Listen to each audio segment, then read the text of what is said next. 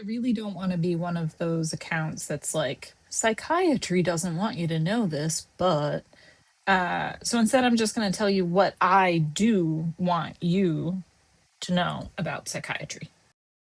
There was an article published that was talking about psychiatric diagnoses. And so that's like ADHD, OCD, all of the alphabet soup. And they said that psychiatry's greatest mistake is continuing to insist on treatment by category.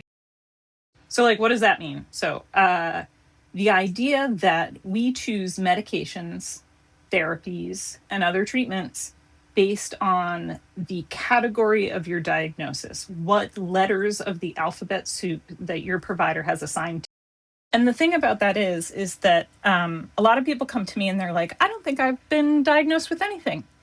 And so, like, if you have had a psychiatrist or a therapist or a psych nurse practitioner bill your insurance, there is a diagnosis code that is attached to your file that is required for billing. And so it bothers me when people tell me that, because it means that their provider either wasn't confident in their diagnosis, didn't officially make a diagnosis and just kind of put one on there for billing, or they didn't tell you. Why wouldn't they tell you?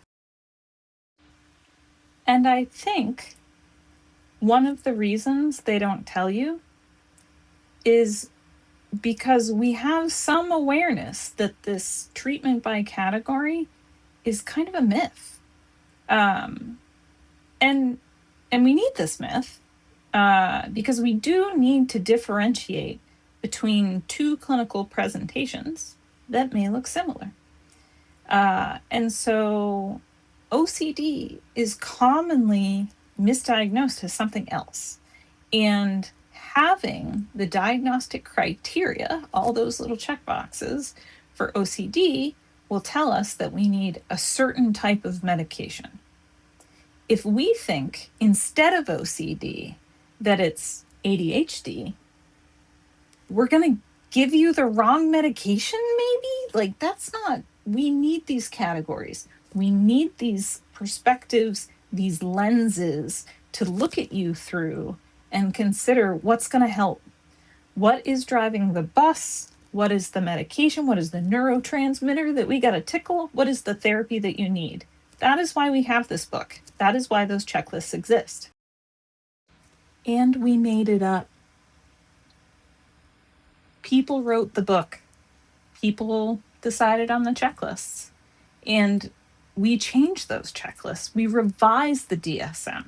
And the next to DSM is supposed to be not just a book of checklists, but kind of a dynamic tool so that we can update it over time.